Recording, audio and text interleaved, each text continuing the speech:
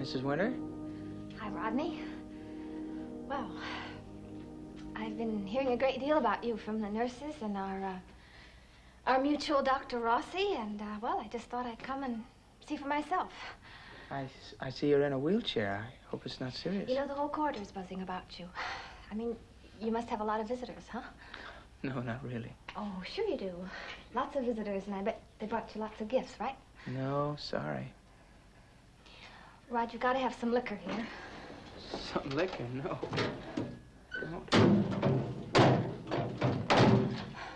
Well, sure, when people visit sick friends in a hospital, they always bring something like liquor or whatever. No. Well, I bet I know what you have. I bet I know you have some candy, right? I'm sorry, there's no candy. Sure you have candy.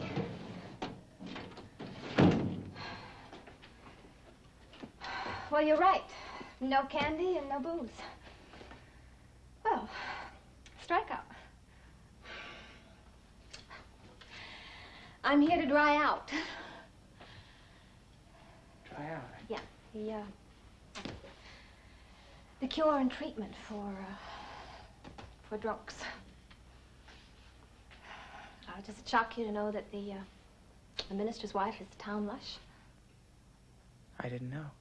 Oh, I didn't ask if you knew. I asked you if you were shocked. No. Well, that means yes, I guess. Well, they think they're going to cure me, but I doubt if they will. But I wish you were bartending now. I couldn't even mix a glass of chocolate milk.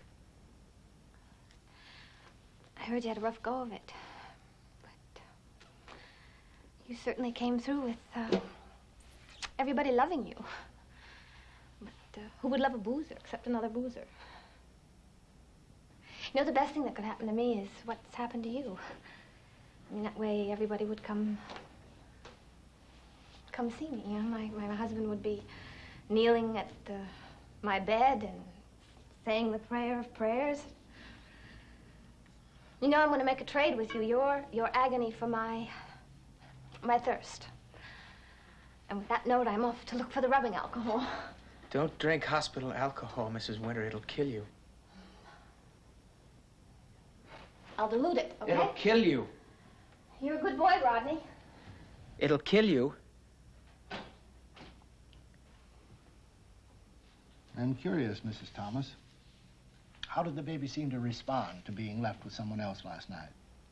There didn't seem to be any problem, Your Honor. It's interesting that she could be so well adjusted in view of the way she's been bounced around. Well, maybe that's some indication, Your Honor, of how much love she's received. Yes, it could be. See, I've been a witness to that love ever since Jill Smith first came to Peyton Place. Your Honor,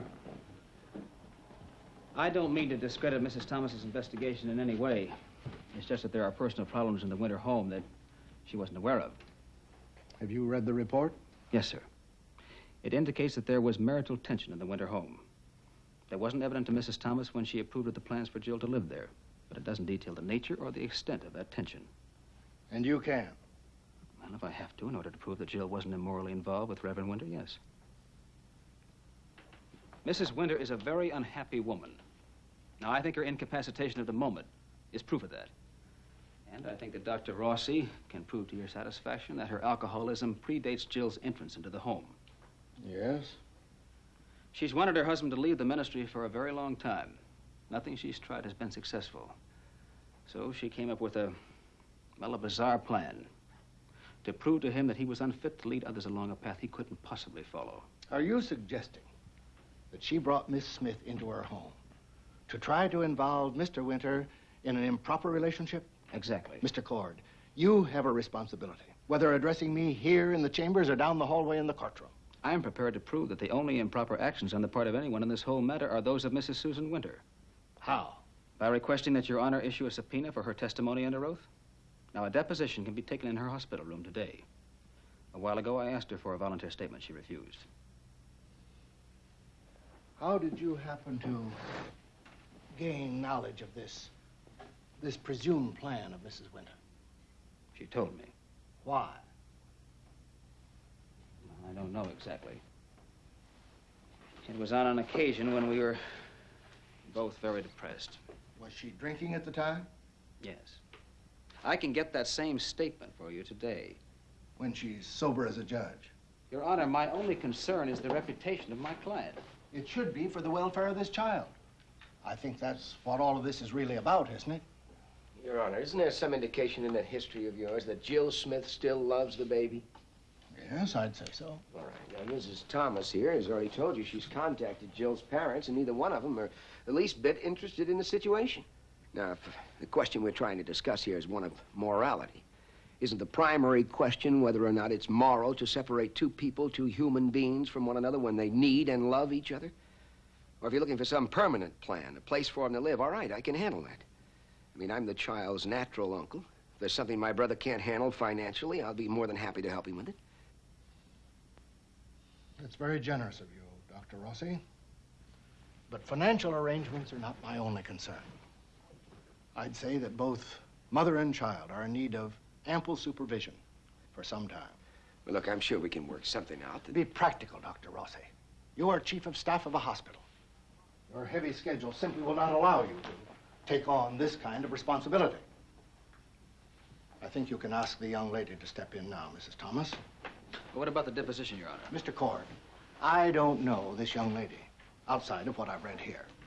And I don't know Mrs. Winter either. But I have had occasion to spend time with Mr. Winter.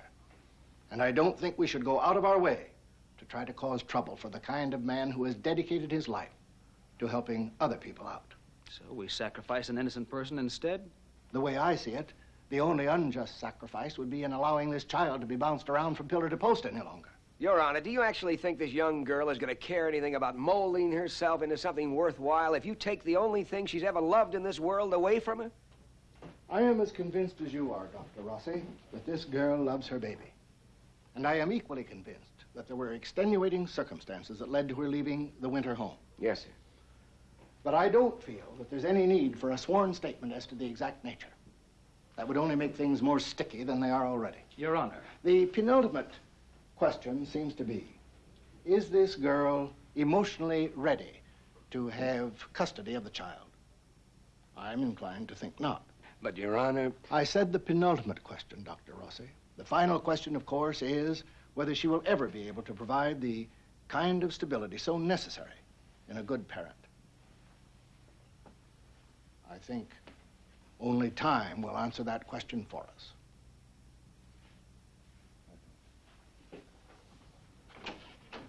Jill, come on in.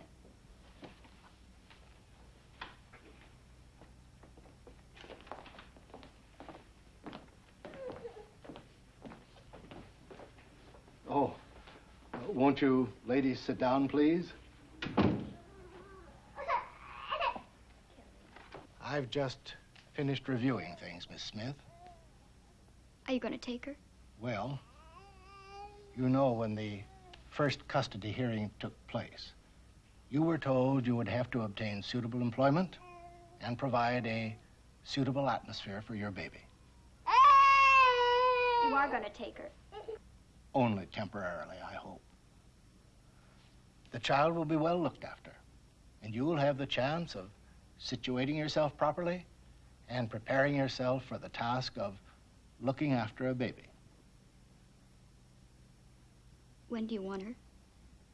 Well, I thought perhaps since things worked out so well last night with this young couple, and since you know them, I'd rather not have to go to our files on foster parent homes. Strangers.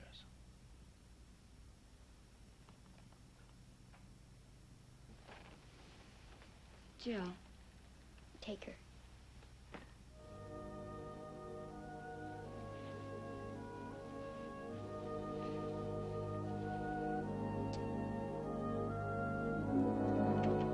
Jill. Miss Smith. Jill? Jill! Jill!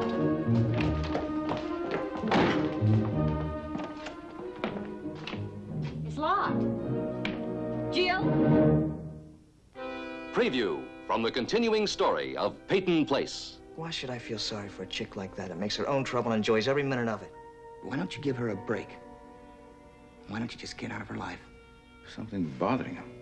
Psychologically, there seems to be a certain depression.